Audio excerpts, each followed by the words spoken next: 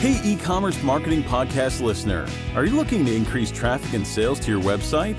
You can do this by launching your own referral program. Just visit getosi.com and sign up for a free trial today. That's getosi.com. Now get ready to hear from your e-commerce marketing expert of the week as they drill down to give you details on marketing strategies that can help grow your business.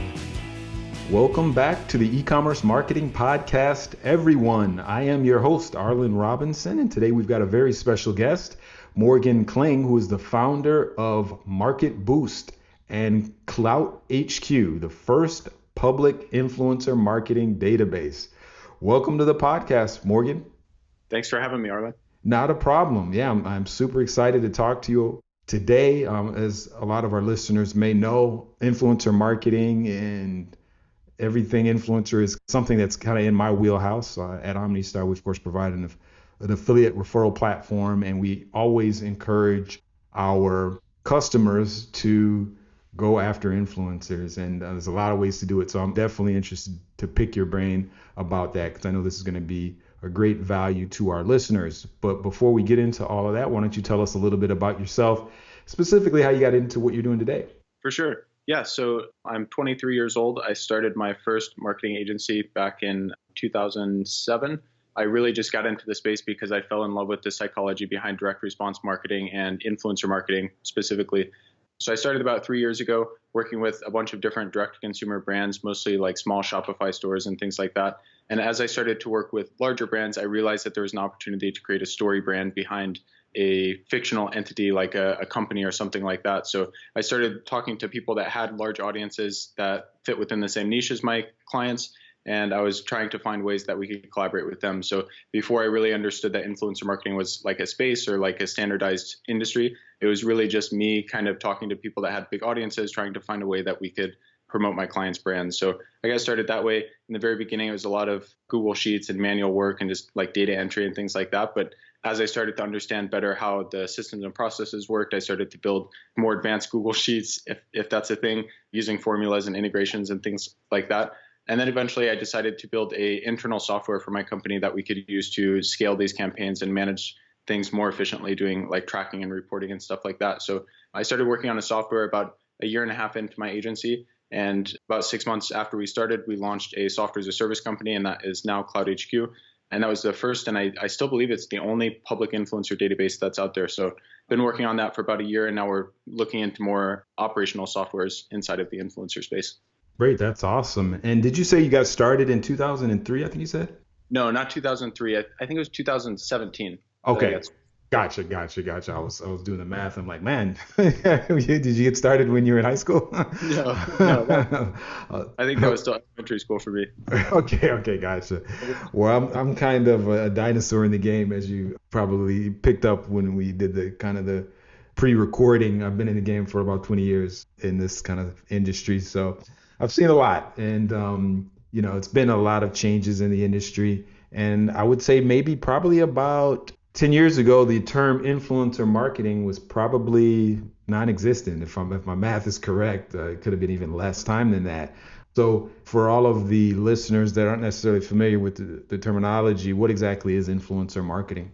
Yeah, so influencer marketing is basically leveraging the authenticity and the trust that somebody has with their audience to promote a company. So basically finding people that have large audiences that have cultivated a relationship with them through social media or other digital channels like blogs or YouTube channels or Twitter accounts or something like that, and finding a way that you can collaborate with them to leverage their influence to promote a brand. Gotcha. So actually, in a way, even though the term is new, businesses have been utilizing this model for quite a while, if I'm not mistaken.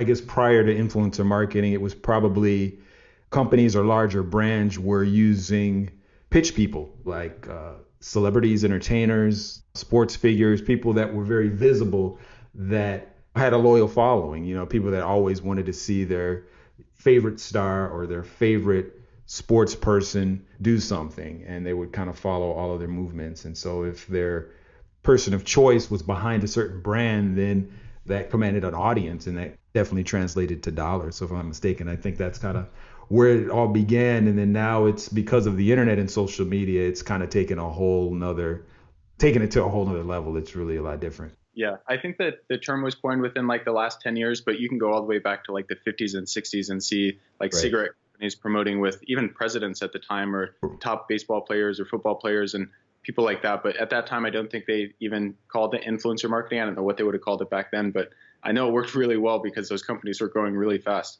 And Right. then, I mean, just recently it started to become more of a digital trend that anybody could have access to.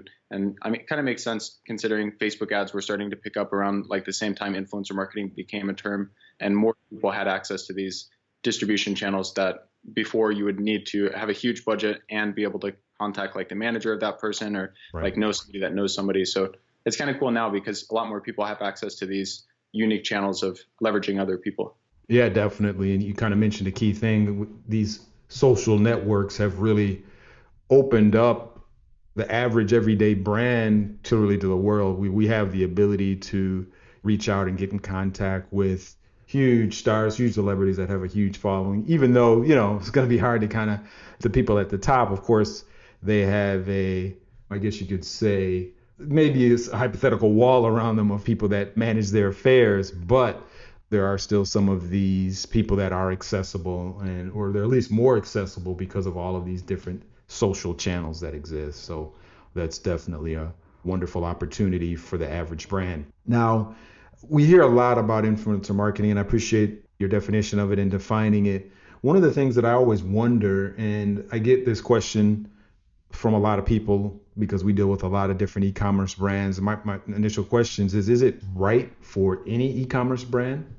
I would encourage any company that is selling online or even like retail stores to give it a shot at least, a few times. The way that you would go about it may be different if you're a direct consumer Shopify store versus if you're a local retailer that's selling ice cream in your hometown or something.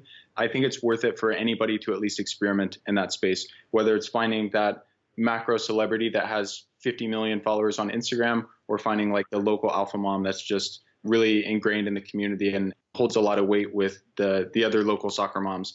I think it's worth it for anybody to give it a shot at least. And if you find a little bit of early traction in the very beginning, it's certainly something worth pursuing further and trying to scale up. Yeah, for sure. And, like anything, and what I tell people all the time with regards to marketing and specifically e-commerce marketing, we're in a kind of a new age here. We kind of have all of these different platforms out there. A lot of them are new, and there's so many ways and permutations of trying to reach people and trying to reach your customers and form those relationships. So there's really just has to be a lot of trial and error. So yeah, I appreciate what you said. You really have to just try it and, see if it really works, just like a lot of other marketing strategies that are out there today. The main thing I think is you have to, when you're trying these things, you really have to analyze the results and you have to set up some type of system where you're analytical about it. You're studying your data, you're studying the results, and you're not just blindly continuing to throw money at a particular strategy if you're not getting any return. So you have to be very, very diligent in seeing if it makes sense for your brand and if you're really getting a return. So that's definitely one piece of advice that I always tell people to make sure that they are attentive to. Now, the main thing with influencers, you mentioned, of course, the huge macro influencers that have access to, millions and millions of people. But if your average everyday e-commerce brand wants to find influencers, what are some ways that they can do it? Yeah, so great question. That's one of the most common questions I get when people are trying to find influencers or like they're first starting to experiment with it. Back in the day, what you had to do before so many softwares existed was, and you can still do this today if it's a really specific niche, is you would find one influencer's profile on Instagram, you'd click follow, and then the suggested followers underneath of that would pop up. And that's one way you can find people that are similar. But that's actually why I created Cloud HQ in the first place, was because so many people were asking me, where can I find influencers and not have to pay a $650 a month platform fee or something like that? So when I created Cloud HQ, it was because on one hand, I was working with a bunch of different types of brands, and each time I had to go find a bunch of different types of influencers. And then on the other hand, I was getting a bunch of people reaching out to me asking, where can I find influencers? Like, what's a free resource we can use? Do you have any like CSV files or spreadsheets that you can share with us that we can use to like plug into our active campaign account or something? So I would say start with looking on Instagram. You can like find one influencer, search a hashtag, click follow, see who the suggested profiles are. And then I would also strongly suggest checking out Cloud HQ. And shameless plug, but honestly, it is the only public influencer database as far as I'm aware at this point. You don't need an account or anything like that. You literally just click directory, you type in your search results, and then the influencers populate in the database there. So that's probably the lowest friction way that people could go about doing it. Now, if you're looking for access to macro celebrities and people that are very hard to get in contact with, you're almost always going to have to know somebody that knows somebody or know how to contact their manager. And there are some databases out there that are very expensive to access, but if you have the budget to do that, you can access these databases of managers and talent management agencies, and you can reach out that way and start to negotiate deals with these people. Gotcha. That all makes sense. And like you said, people can go a variety of different routes to try to contact these people, all the way from just doing their manual searching and outreach. Like you said, Instagram searching, that's really a very effective method of doing it as well. You mentioned searching for specific hashtags, and to give some people some tips. One of the things I gave a webinar several weeks ago, we talked about referral marketing and even influencer marketing. And one particular strategy is, and believe it or not, the results that you'll find with just doing some basic searches are incredible. Now, of course, you're going to have to do your own outreach, your due diligence, and your follow-ups. But, to give our listeners an idea, let's say you're selling a fashion brand, you say you're a fashion brand and you're selling fashions in the city of Chicago. If you do an Instagram search on just like that, the hashtag Chicago fashion blogger, that hashtag alone returns over 50,000 or about 50,000 results. And so that's a specific hashtag. And so anyone that uses that is going to be somebody that's, of course, in the fashion industry, somebody that's a blogger, somebody that's, has some type of following and is using that intentionally. And that's a great start if you were, in that specific niche, in that specific city, and that's the type of person you were trying to reach out to. So that's just an example, but there's endless hashtags that you can use to do the searching. The next step, of course, is just going to be to do your follow-up, send them DMs. And the beauty, as we mentioned earlier, with today's world is that there's so many different channels to reach people on. You can DM these people. Most people's profiles are easy to find, not only on Instagram, but, all the other social channels, the Facebooks, Twitter, LinkedIn. You just got to do the continuous follow-up and stay on it. And, if you're diligent enough, you'll definitely get a response.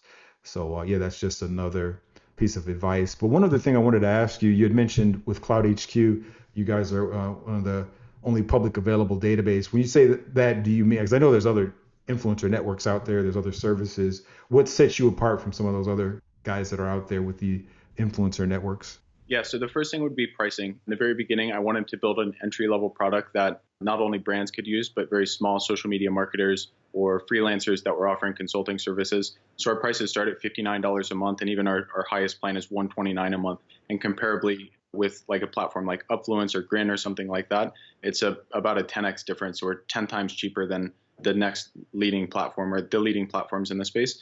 And then on top of that, being able to just go on a platform and not have to submit your information and just be able to search at any point in time without maintaining a subscription or anything like that. It's just really helpful for people that are like dabbing their toes into the influencer space and they're kind of curious about it. And like you said, persistence is really key when you're wanting to work with influencers. Like oftentimes it's not the first outreach message that will lead to a collaboration. Like most of the time you have to follow up 2, 3, 4 times, and you have to really start looking at how your brand is being perceived by these influencers. So being able to continuously access a platform that has data on these influencers, the history of those influencers, and just like a place that you can find new influencers because it's constantly growing. It's a crowdsourced database that other brands are contributing to all the time. So being able to have access to a database where you're not paying for it and knowing that it's constantly being updated is just something that, from my perspective, is helpful because you don't have to maintain a subscription and you're not tied to that one platform if you decide like, okay, this has 3 features that I really need, but it doesn't have these 2 that I really need. So then you don't have to split up across a bunch of them. So if we can solve the core friction points in influencer marketing, which are finding the influencers and then sending that initial outreach message, that is sufficient for me to know that we're doing what we need to do to help the influencer space grow. And that's, Cloud HQ is not going to it's not going to take over the entire influencer space. It's purely just supposed to be a resource that people can use for those 2 first points of finding the influencer and reaching out to them. So that's kind of how I see the space. And I think as it becomes more standardized and more evolved, softwares like yours help a lot with attribution. That's a huge problem in the space right now, is trying to see what an ROI on your spend is. And then other problems like negotiating with influencers, or getting them to post on time, or identifying fraudulent followers. Those are all really big problems in the space as well. And the barrier to build a platform that can actually crunch the numbers behind all of these profiles and the history and basically all of the different data points that you need to look at to determine if somebody is buying fake followers or using engagement groups. It's a little too high for my taste to build a software in that space, and it's very expensive to build a software in that space. So right. I'm just trying to solve the first two problems that people run into. Yeah, that's great. And like you said, that's really the first concern and question that people have when you mention influencer marketing is, okay, how do I get access to them? And I see that your focus has been on solving that initial problem. But like you said, there are other issues, of course, when it comes down to it. Attribution is huge. And unfortunately, platforms like Instagram, they don't make it easy to try to track results. And that's kind of one of the things that we as a business, OmniStar Affiliate Software, has been trying to get our hands around, because most referral platforms such as ours are link-based platform, and we're relying on a click of a link. And as most people know, with Instagram, if you have a basic profile and you don't have over 10,000 followers, you can't have any external links in your post or your stories. And the only thing you can have is within the bio. And so it makes it a little challenging for a brand to be able to track the activity of an influencer on Instagram. But they are making some strides, as I mentioned it. They do have it now. If you have, of course, over 10,000 followers with your Instagram stories, you can have the flip up pages where someone can swipe up and have an external URL loaded, which definitely helps out with regards to the tracking it and software solutions such as ours. So I'm glad that they're going that route, but hopefully over time there'll be some other ways to be able to track activity, because it is a concern when somebody says they're an influencer, they're doing their posting, but kind of taking their word for it. And if you don't really have any other way of tracking the exact customers that they're bringing you, then you're paying for, I guess, supposed brand exposure, which isn't necessarily a bad thing, but sometimes, brands really want to get the concrete numbers on exactly what a influencer is doing. So, yeah, those are just some things to think about as far as if you're looking to enter the space. Now, one big question that I always get from people that are thinking about influencer marketing, because influencers, like you said at the beginning, have a ready-made audience, they have a following on a variety of different platforms. You're going to be wondering, okay, what is the incentive that I have to provide to them? Is there a typical rule of thumb on how you incentivize these influencers? What is the type of commission that you pay them? Yeah, that's a great question. I always look at it from the perspective of the influencer, of why they're spending so much time growing an audience. I look at it as they fall into one of four quadrants. Usually it's either they're like a risque influencer, where they're just doing stuff for like all of the attention that they get for it and all of the outrage that they can cause because of it. They're altruistic, they're a celebrity. And what's the last one? The last one is skipping my mind right now. But anyways, I look at this four quadrants of where an influencer falls into and why they're posting the content on their social media in the first place. And then I try to craft an outreach message that is going to align with their incentives behind that. So if I find an influencer that's very altruistic, and I can tell that they're posting content because they're trying to share value with their audience and help them excel and grow as individuals themselves, I try to reach out with a outreach message that's going to align with that. So if it's a CBD brand that's supporting veterans, I would probably reach out because I want to help share this product that is supporting veterans. And then I would kind of get to the commission part and the financial incentive part towards the bottom of it. If it's somebody that is doing like risque or like not so much contributing to their audience type of content, I'm probably just going to get straight to the numbers with them and be like, hey, we would love to buy a sponsored post on your page. This is what we were thinking for rates. And we would also add a commission in there. Is this something you might be interested in? The thing when it comes to working with influencers at this point, pretty much of any size over 100,000 followers, is the volume of outreach messages that you need to send to get people to reply consistently. If you're just reaching out cold and you're not a very notable brand, like if you're not EA Sports or Nike, you're going to have to send a lot of outreach messages to people because so many influencers are getting collaboration opportunities from so many different brands at this point that a lot of the collaboration opportunities just get ignored.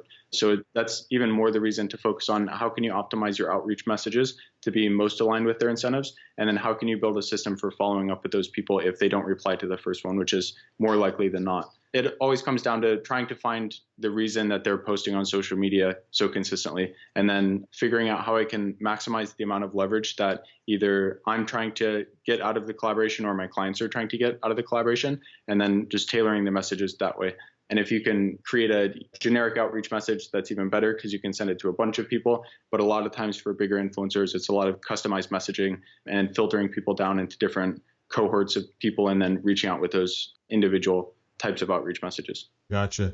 That's very interesting, the way you mentioned that as far as crafting those outreach messages. I've never heard it kind of put that way, where you really need to tap in and uncover what these influencers' whole why is. Why are they doing these things? Why are they so visible? Why are they posting it out? And then once you identify that, then crafting a message that speaks to that and something that is going to get noticed, because otherwise you could be totally off base if someone is promoting for a specific reason, but you're offering them an incentive that they have no concern for, and that really is going to go. You're going to be able to take your outreach to kind of a whole nother level if you try to uncover their why. And then also, yeah, very interesting. I know that I mentioned earlier, it's just the key thing is the outreach and the follow-ups. You have to have some type of system in place that's going to really automate that process for you, or if not automate it, you have to have people in your end or your team that is going to be able to do the follow-up, whether it's manual or you use some type of solution. Because like you said, when people reach the 100,000 follower mark, they're getting approached all the time by large brands, and your outreach message would probably just get lost in the shuffle if you just do a 1 and 2 and then you think you're done. You're not going to hear anything unless you just continually follow up and then pivot, change your messaging, try to reach them on other platforms. So it's kind of a whole system really does have to be in place in order for you to really be effective with it and reach the people that you want to reach. Now, as far as influencer marketing, we know the internet it's always changing. Social media is changing so fast. Every time we look up, there's a new type of platform. Facebook is changing all the time. Instagram is changing. And so we constantly have to pivot. And I would imagine all of these different marketing channels have to, of course, adjust with these changes as well and pivot as well. So in your opinion, where do you really see the future of influencer marketing headed? I know nobody has a crystal ball, but what's your opinion? Is it kind of here to stay, or where do you see it going? I think it's absolutely here to stay. There's so many results shown in the industry of companies using influencers as one of either their primary marketing channel or one of the primary marketing channels, and then growing their brand to such a size that's just irrationally large for, what you would have been able to do 10 years ago. I think influencer marketing is definitely going to be here to stay. As far as platforms go, Instagram is definitely here to stay. I don't think that's going anywhere. YouTube is definitely here to stay. I think that's probably one of the most tried and true platforms that has a track record of surviving any controversy that exists in the industry or the technology space regarding privacy or anything like that. Gaming streaming platforms like Twitch, Microsoft just released one. I think those are really cool opportunities that people should be looking into. The way that I always approach new platforms to possibly use for marketing is to try to understand what the buyer's intent on those platforms is going to be. So TikTok is a really hot topic right now. A lot of people are trying to get access to their ad platform and wanting to work with influencers on there. I think it's an amazing distribution channel. If you have a product or like an app or download or something that is it doesn't take a lot of incentive to get somebody to download or to purchase. I think those are decent platforms to use, and it's definitely worth testing. But I think they lack the intent to have a sustainable influencer industry in them. Of course, unless they create a standardized type of post that influencers can use, where it's like, this is a sponsored influencer endorsement, and here's a product, and then they do a product presentation. But I think trying to fit it in the conventional way of how Instagram influencers have done in the past or YouTube influencers have done in the past is not going to work on those lower intent platforms. And I think the companies that are going to stay in first place for at least the foreseeable future are going to be YouTube and Instagram. I don't see anybody taking the space of them for at least any time soon. Yeah, you're so right about that. Yeah, I think they have submitted themselves. Those particular platforms have submitted themselves as just a solid platform that, they're definitely not going anywhere. And I'm constantly seeing things to speak to that. I think a couple of days ago this week, I think Instagram had some downtime, and I'm always looking at the trending Twitter hashtags, and then it seems like if Instagram is down for just 2 minutes, people lose their minds. So based on that and based on just the total amount of content that's on YouTube, yeah, they're definitely here to stay for sure. Well, Morgan, I definitely appreciate you coming on the podcast. I love talking about influencer marketing. It's really a hot topic these days, and I know it's something that our listeners are interested in. So this episode, I know it's going to go a long way. But before I let you go, I always like to shift gears here to get to know our guests a little bit more. So if you have one kind of closing fun fact that you'd like to share with our audience, one thing that people may be surprised to know about you? About me personally or about influencer marketing? It can be anything. Yeah, you personally, influencer marketing, or whatever you'd like to share. I would say something that I was really shocked to learn about the influencer marketing industry is that 90% of collaboration opportunities that are sent by brands go unanswered. And that's data that I've looked at industry-wide. It's data from our platform. It's data from other of my mutual connections that own influencer marketing agencies. Almost always, it's 90% of the collaboration opportunities that go unanswered. There are some brands, if you have like a really killer product that you can offer, a really killer offer, and you're like willing to pay whatever the influencer's price is, you can obviously get that number down. But most of the time it's 90%. So just keep that in mind when you do start your influencer marketing journey. If you do decide to go the manual route of looking on Instagram profiles and clicking follow and seeing the suggested followers or doing hashtags, you're going to need to reach out to a lot of people to get them to respond. And that's even more the reason to create customized outreach messages and really tailored to the influencer's personality. So that basically just comes down to the same way you would build a customer avatar, you should build influencer avatars and try to understand what the best way to get them to come on board with your company is and to inspire them to fall in love with your brand and bring them on as like a partner instead of just some ad unit that you're seeing as like, what's the direct ROI going to be on this? What's the reach? Try to find a way that you can inspire people to want to partner with your company.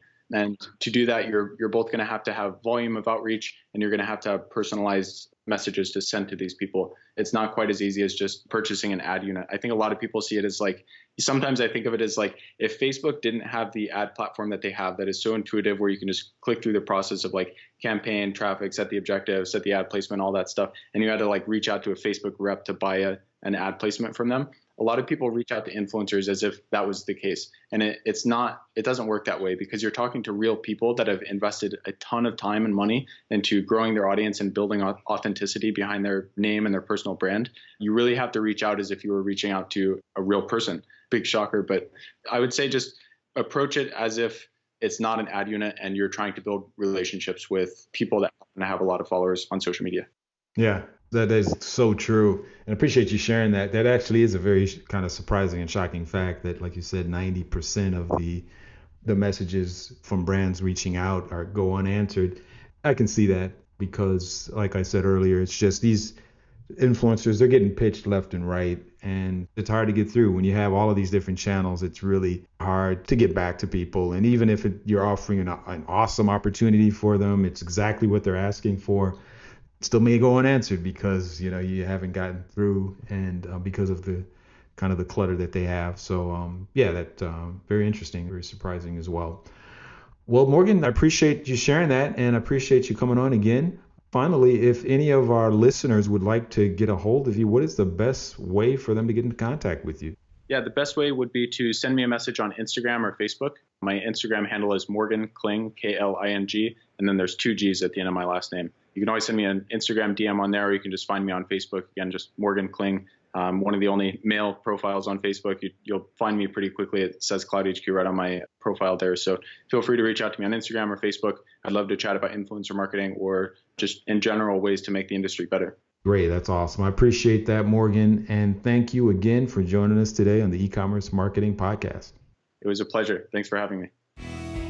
Thank you for listening to the E-commerce Marketing Podcast. Do you need to get more feedback and reviews from your customers and improve your customer retention? We have made it easy to do all of this with our customer feedback software. Just visit osifeedback.com and sign up for a free trial today. That's osifeedback.com. If you've enjoyed this episode of the E-commerce Marketing Podcast, be sure to rate, review, subscribe, and share it with everyone you know.